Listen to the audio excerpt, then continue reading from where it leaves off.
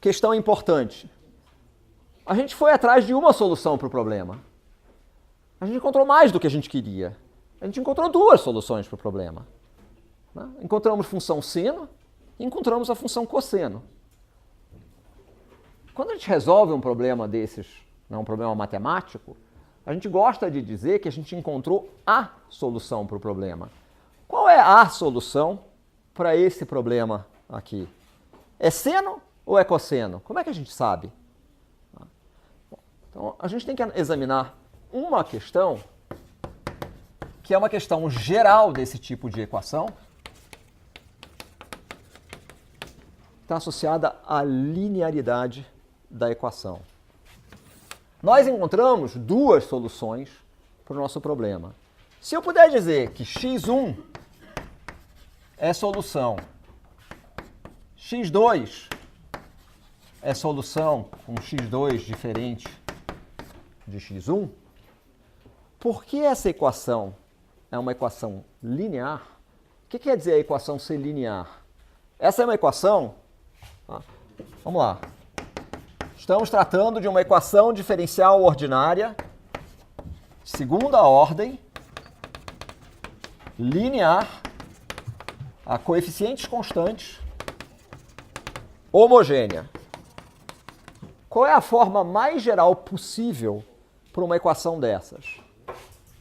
A d2x dt2 mais b dx dt mais cx igual a zero, onde a, b e c são constantes. Isso é a forma mais geral possível para uma equação que atende a essas características. Por que a gente diz que ela é linear? Ela é uma equação diferencial de segunda ordem, então a derivada de ordem mais alta que aparece é a segunda derivada. Ela poderia ter um termo em primeira derivada e um termo em derivada de ordem zero. Em nenhum momento aparece aqui qualquer produto de x por dx dt, por d2x dt, x ao quadrado, qualquer termo desses, né, envolvendo produtos. Por isso a gente diz que a equação é linear. Agora vejam que coisa interessante acontece com uma equação linear desse tipo. Por que a operação de derivada ddt de x1 mais x2 é uma operação linear? É dx1 dt mais dx2 dt? Se eu tiver duas soluções, cada termo desses aqui, eu posso escrever isso aqui, por exemplo, para x1, eu posso escrever a mesma coisa, posso inclusive vir aqui e multiplicar isso por uma constante a, posso vir aqui e multiplicar por uma constante b, a dx2, d2 dx2 dt2, mais b d2, perdão, dx2 dt mais c x2 igual a zero. Eu posso pegar isto aqui mais isso, qual é o resultado se eu somar essas duas coisas? Ótima resposta. Né? 0 mais 0 é igual a zero. Mas se eu somar essas duas coisas, eu vou obter, por conta dessa linearidade, se eu somar essas duas coisas, eu vou obter que A vezes D2 dt2 de A x1 mais B x2 mais B ddt de A x1 mais B x2 mais C vezes A x1 mais B x2 igual a zero. O que isso quer dizer? Isso quer dizer que A vezes x1 mais B vezes x2 também é solução dessa equação. Tá? O que isso quer dizer? O que isso implica, no final das contas? Né? Então, se x1 e x2 são soluções, então, qualquer combinação linear ax1 mais bx2 também é solução. Certo? Isso se deve à linearidade da equação. Isso que a gente chama essa combinação linear, a gente chama isso de uma superposição. Então, se eu tenho mais de uma solução, qualquer superposição de soluções também é solução. Bom, eu encontrei duas soluções distintas, né? Uma solução em seno, uma solução em cosseno. Uma combinação linear geral dessas duas soluções, né, seria, por exemplo,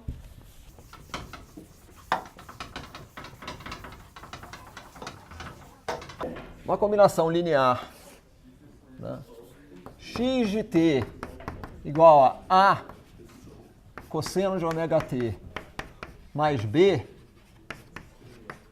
seno de ômega t. Essa é uma combinação linear que envolve duas constantes arbitrárias, a e b.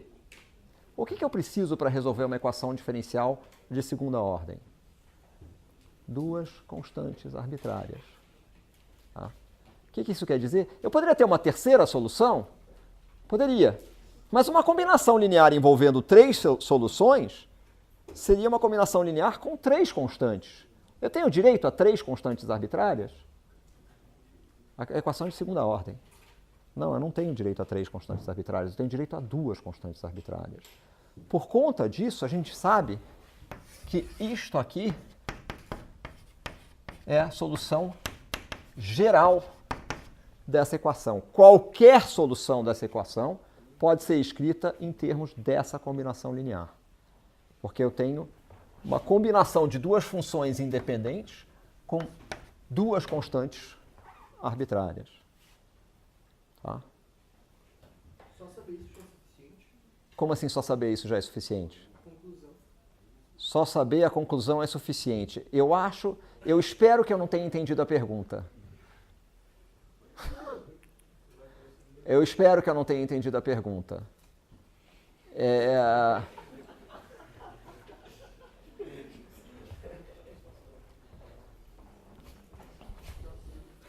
Se você quer saber se nós vamos pedir para vocês reproduzirem tudo aquilo que a gente discutiu na aula de hoje, a resposta é não. Tá? Mas, se vocês querem saber se nós podemos muito bem perguntar questões ligadas ao que a gente discutiu na aula de hoje, a resposta é definitivamente sim. Tá? Então, eu insisto, eu espero não ter entendido a pergunta. Essa é a única maneira como a gente pode escrever isso? Você disse que essas duas constantes são arbitrárias, mas quão arbitrárias? São dados do problema? Ou... Como é que a gente resolve? Vamos lá, gente. Isso não é a primeira vez que vocês resolvem uma equação diferencial de segunda ordem. Vocês fizeram isso o semestre passado, boa parte do semestre passado. Tá? Como é que a gente determina as constantes arbitrárias num problema de dinâmica? Através das condições iniciais. Né? Eu disse para vocês, a gente pode fazer isso, eu poderia pegar x no instante zero e x no instante posterior. Ok?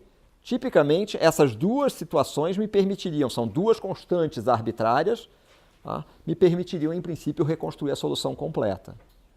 Ok?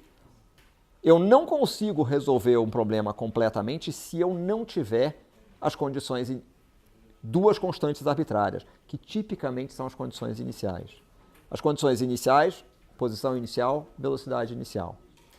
Tá. Como é que a gente ajustaria essas constantes se eu disser x de 0 é igual a x0, v de 0 igual a v0?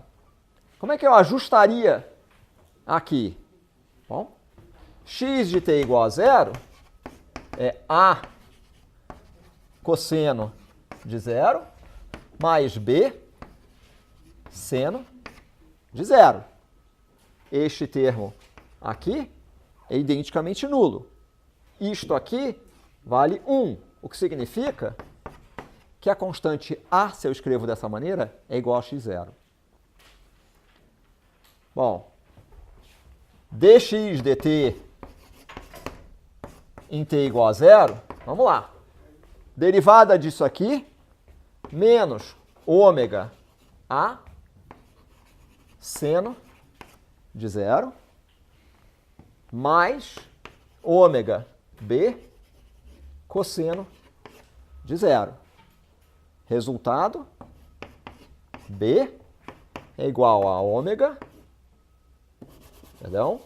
igual a v0 sobre ômega. Estão ajustadas as condições iniciais. Ok? Então, quão arbitrárias são as constantes A e B? Se eu tiver as condições iniciais x0 e v0, né, elas são tão arbitrárias quanto os valores de x0 e v0. Tá bom? Bom, é a única maneira de escrever essa solução? Não, não é, né? A gente sabe que a gente pode reescrever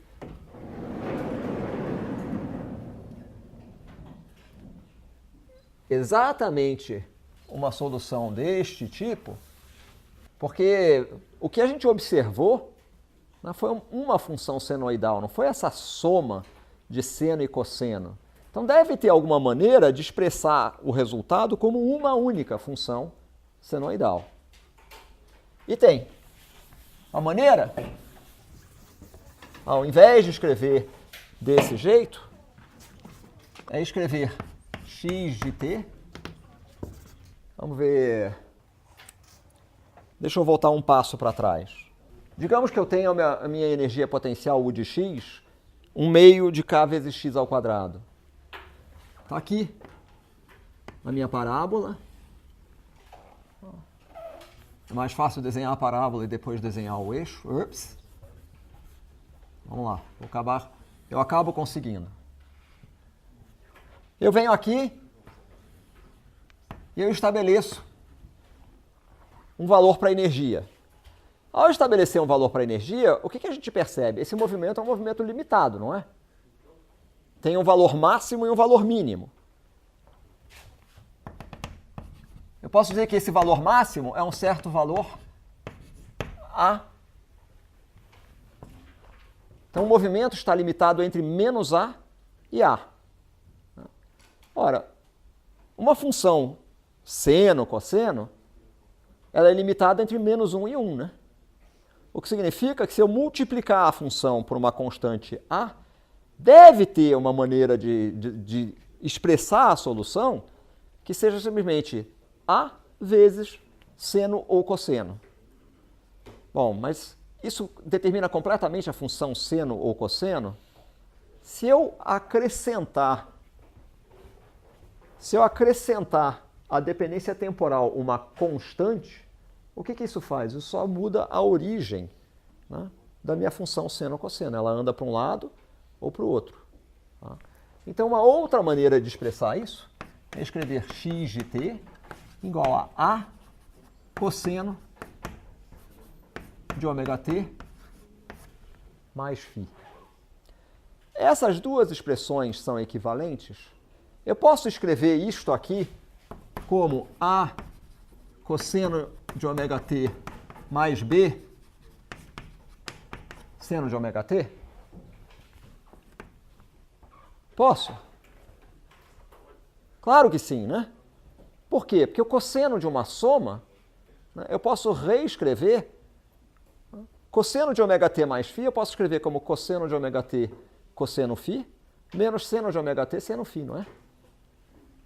Então, se eu abro isto aqui, isso é A que multiplica cosseno de ômega t cosseno φ, menos seno de ômega t seno φ. E a gente faz a correspondência imediatamente, dizer A é igual a A cosseno φ, B é igual a menos A seno φ. Ok? Eu não entendi de onde veio essa primeira expressão com A grande. A expressão veio do seguinte: a solução, eu sei que é uma solução oscilatória, uma solução senoidal. Tá? E eu vejo daqui que para uma energia dada, o movimento está limitado entre menos A e A. Ora, a função seno, a função cosseno, é uma função limitada entre menos 1 e 1. Então, se eu multiplicar essa função por A, claramente eu dou conta de resolver o meu problema. A única coisa que eu não sei é qual é o valor dessa função, por exemplo, na origem. Não é só o valor na origem, mas qual é a derivada dessa função na origem.